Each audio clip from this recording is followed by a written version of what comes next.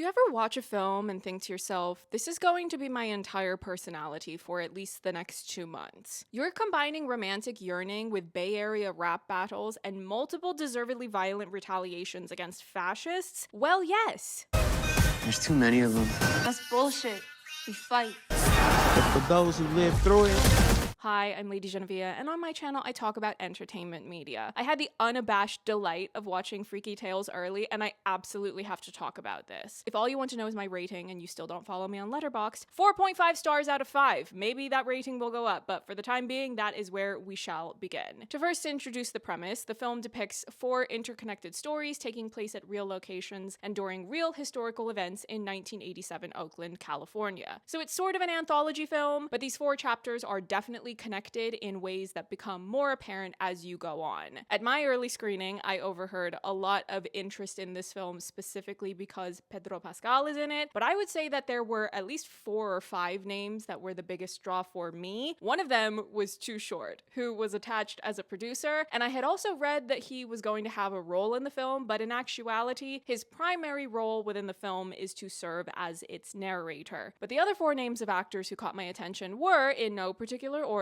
Pedro Pascal, Jack Champion, Normani, and Angus Cloud. And if those 4 names are of interest to you, I will say that the entire film is worth watching because each of those performers is more prominently featured and introduced in a way that covers all 4 of those chapters. Jack Champion in chapter 1, Normani in chapter 2, Pedro Pascal in chapter 3, and then Angus Cloud in chapter 4. I really love the film's matter-of-fact condemnation of fascism and white supremacy, but it's also just a really fun fusion of a number of genres. It offers a bit of everything, and at a very high standard. You've got action, comedy, music, romance, some animation thrown in. It's just a really fun melting pot of these different elements, but together it makes for a really fresh and fun watch that also offers the audience a much needed catharsis in a time when fascism is on the rise and white supremacists seem to feel particularly emboldened. And this film was shot entirely on location in Oakland, and I cannot emphasize enough how much I love that they did it this way, because it gave the film so much character and texture that it otherwise would not have if they had just been using a few exterior shots on location and then doing everything else inside a studio that you were trying to dress up to pretend that it's Oakland when it most definitely is not. Now, don't get me wrong, I do think there's a particular nostalgic, classic charm that comes with seeing what are very obviously studio streets for your film or series, because it makes that work of art inherently referential to this film industry itself and the numerous other works of art that have been filmed on those very streets. However, Freaky Tales is very specifically about Oakland and, more broadly speaking, the Bay Area. That's where Too Short is from, that's where one of the writer-directors, Ryan Fleck, is from, and the film goes out of its way to get very specific about the history of that city in a way that relates to the subject matter and themes that the story is addressing. Now, we are still in the spoiler-free section of this review. This is minimal spoilers where I am not giving too many specifics, but we will have a bit more of a spoiler section where I will go into some more details. I personally don't like to know spoilers before I see a film, but I am aware of the fact that some people need to hear spoilers in order to be convinced to go and see a film, and ultimately I just want the end result to be that my regular viewers go support this because I need this film to do well. I need more fun anti-fascist art like this to be funded, because this is probably going to be one of the most fun viewings I will experience all year until December when Avatar 3 comes out, and then that will become my entire personality for the next 4 years until Avatar 4 comes out. And I need you to be strong.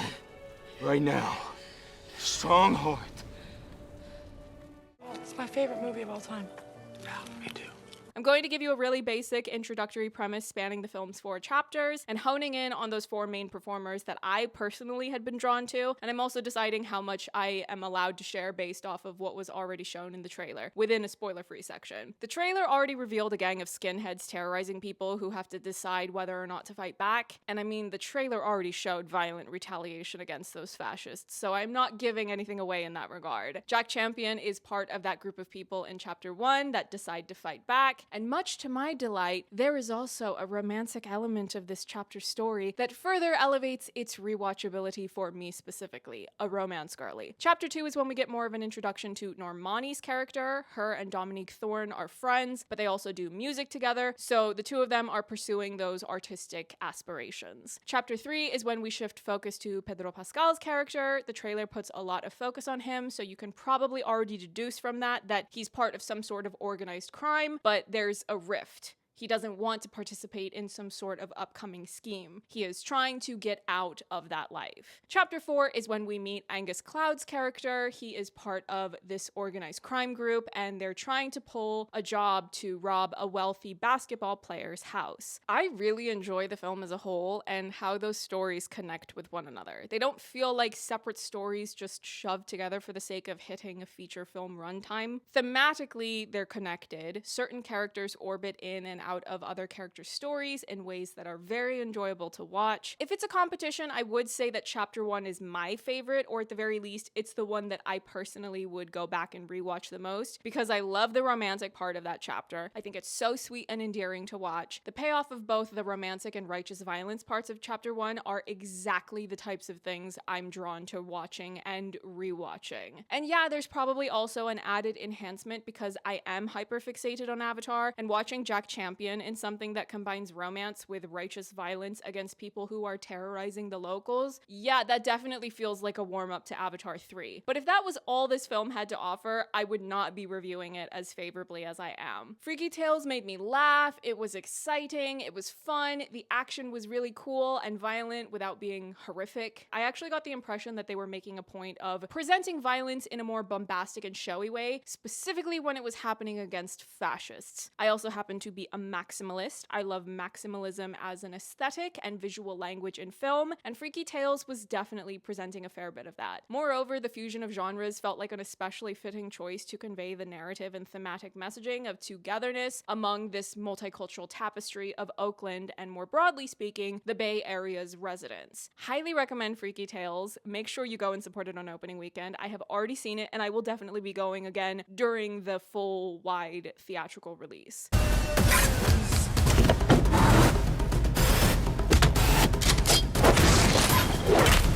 But now let me talk about spoilers because I have a lot I want to go through in more detail than I did in the previous section. Chapter 1, Strength in Numbers. It's giving some serious the people united will never be defeated vibes. So we meet Jack Champion's character, Lucid, who is in a local group of punks with his Korean friend, Tina. Let me tell you something about Jack Champion. Jack Champion went to the James Cameron School of Romantic Leads. It's about the yearning in your eyes. It's about being more than happy to uplift the woman you are in love with to where she is able to fully unleash some righteous violence. James Cameron is a romance girly, and he makes movies for the romance girlies who hate cops, colonizers, and capitalists. Lucid and Tina frequent their local spot where the punks gather. The walls are adorned with Reagan sucks graffiti. Very true. But the local skinheads keep rolling up and unleashing violence on these punks and messing up their spot. So they need to decide what to do about this. If you've seen the trailer, you already know that they decide to fight back. And it is so thoroughly entertaining and satisfying to watch. This chapter is going to feature heavily on rewatch, especially as I count down to Avatar 3, because it has the same energy as that one part of Avatar: The Way of Water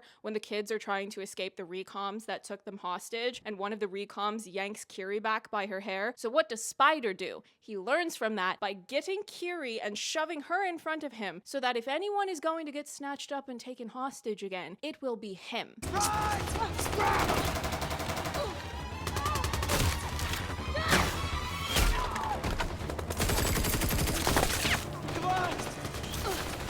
Freaky Tales Chapter 1 is serving anti-fascist romance. Yes, please. Thank you. That might have been only one chapter, but as far as I'm concerned, that one chapter was already a feast. Also, let's show some love to the animators who did fantastic work with the animation in not only this chapter, but the other parts of the film where that medium becomes intertwined with the art being presented. Chapter 1 also has the joke that knocked me back the most, and I'm going to spoil this joke because we are now in a spoiler-ridden section, and I want to give it the flowers it its due. Maybe joke is the wrong word. A call out, something that makes you verbally respond loudly when you watch it because of how visceral of a response it provokes. So when the punks are trying to decide what to do about these fascists, one of the ideas they consider is calling a cop in from Berkeley to do security for their establishment when they're having events. And there's mention of how a cop from Berkeley would be a better option than a cop from Oakland. And one of the punks in the group responds with something like, hey, without Oakland cops, there'd be no Black Panthers. I'm pretty sure I yelled in response, partially because of the line delivery, but also just because of how loud of a call out and callback that was. By the way, if you have HBO Max, watch the half-hour documentary called Black Panthers, directed by Agnes Varda. It's very good. Anyway, chapter 2 is Don't Fight the Feeling. Normani and Dominique Thorne play Entice and Barbie, who are friends and partners in a musical duo called Danger Zone. They get to perform in a rap battle against Too Short. It's not Too Short playing himself, it's a different actor playing Too Short as he existed in 1987. The real Too Short, as I already said, is mostly the film's narrator, so basically the voice of the story and of Oakland itself. So the majority of chapter 2 is about this pair trying to hustle to get themselves out there as artists. So if anyone has been saying they really want new Normani music, you should go and support Freaky Tales because Danger Zone get to perform some new music, and it makes for a really fun time. In general, music has a very strong presence in Freaky Tales. In chapter 1, there's a punk band playing at the place that the skinheads keep showing up to terrorize, and now we have this hip-hop element, and really anytime there's a large gathering or a really bombastic or dramatic event or occurrence in the story, the music has very evidently been carefully chosen to enhance the overall impact of that moment. Definitely a great soundtrack. I hope they release it on CD or vinyl or both, something cool like that. But back to chapter 2. There's also the added element of introducing a different villainous character into the story. There's a cop harassing the girls at the ice cream shop they work at. I really wish the girls could have had an opportunity to engage in a cartoonishly violent retaliation against him, but ultimately that's just not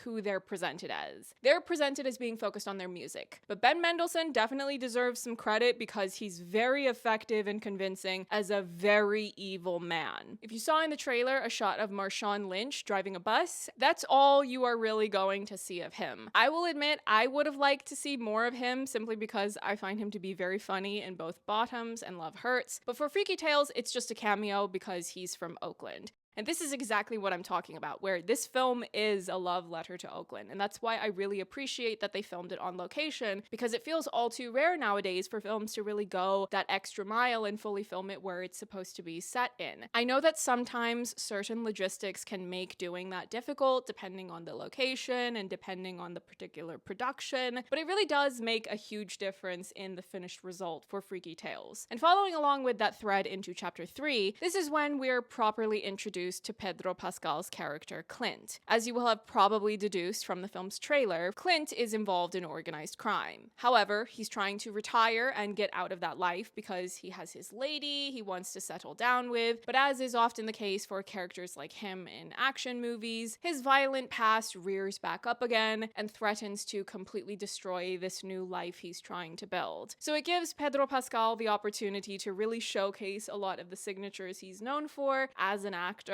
A man who's been battered by life, a lover boy, a father who's just doing his best, and he plays all of that beautifully. His best line, or at least my favorite line from him, is in this chapter. It's in the diner. You will know exactly which line I'm talking about when you hear it. If you haven't already seen Freaky Tales, go see it when it's released. Watch the diner scene, and you can come back and tell me what my favorite Clint line is because it's obvious. For those who live through it. On a lighter note though, chapter 3 is also when we have the big cameo, which if you've looked up this film's credits on Wikipedia or on IMDb, or you just follow along with film news on social media and production news that leaks when celebrities are spotted out in public, then you will already know that Tom Hanks has a cameo in this film. And I think I had briefly forgotten about that when I first sat down to watch this, but the characters kept saying these offhand comments here and there. They were doing things like mentioning films that Tom Hanks was in, and I had thought to myself, oh right, because Tom Hanks is from the Bay Area. That's fun, very meta. But then when they did the immediate lead up to revealing his cameo, I heard his voice and I went, oh, that's Tom Hanks. I don't know if the general audience will really understand this aspect of the film if they're not already read up on those bits of film trivia. Marshawn Lynch is from Oakland, Tom Hanks is from the Bay Area. If you are familiar with New York City, it's a bit like that where you have different neighborhoods like Brooklyn, Manhattan, the Bronx, but they're all New York City. The Bay Area is kind of like that. Oakland is right next to San Francisco, but a number of other cities fall under the larger umbrella of the Bay Area. Or if you've ever listened to Bay Area hip hop, you will hear other nicknames for it like the Bay or Yay Area. Chapter 3 is also when we start to learn how much more interconnected this story is. The chapters are not separate entities that simply happen to take place in the same city. The culmination of all of that is in chapter 4 when even more connections are made between the different characters and storylines we've been introduced to already. And what I really like about that is how it's in perfect alignment with the overall message and theme of togetherness and unity, punks uniting to fight against Nazis, and Tice and Barbie uniting as Danger Zone to accomplish great things. Musically speaking, there's just this tremendous spirit of resilience and justice and fighting back against the worst of the worst, be it skinheads,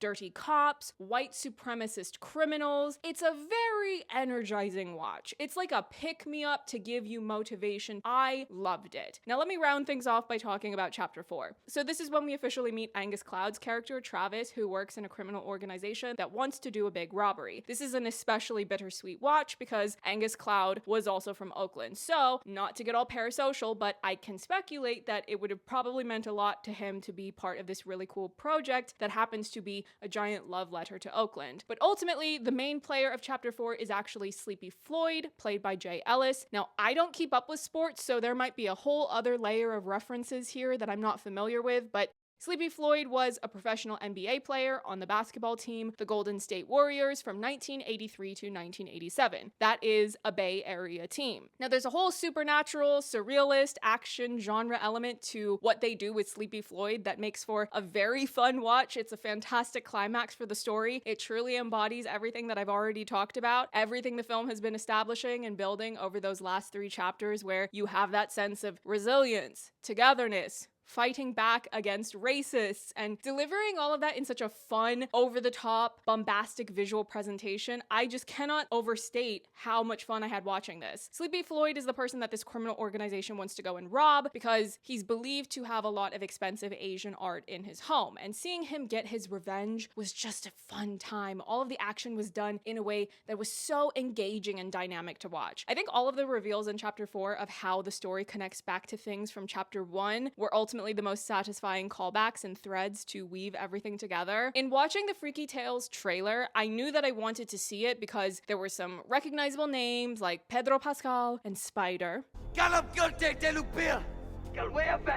But also there was this energy and character with all of the fun flair of leaning into the aesthetics of the 1980s in regards to music and clothing, and the more anti-fascist revolutionary historical elements of the Bay Area. But I did not anticipate that Freaky Tales would be a strong contender to become one of my favorite films of the year. At this point, it's a strong contender to stay in my top 10 of the year. It's definitely in there now, but that's probably not saying much because we're only in March, and there are many things currently in my top 10 that I fully expect to get kicked out. This, however, is one of the films that I'm more or less assuming will still be in there somewhere when I get around to sharing my favorites of 2025. Freaky Tales is exactly my kind of fun that I love to experience on the big screen. Don't miss it.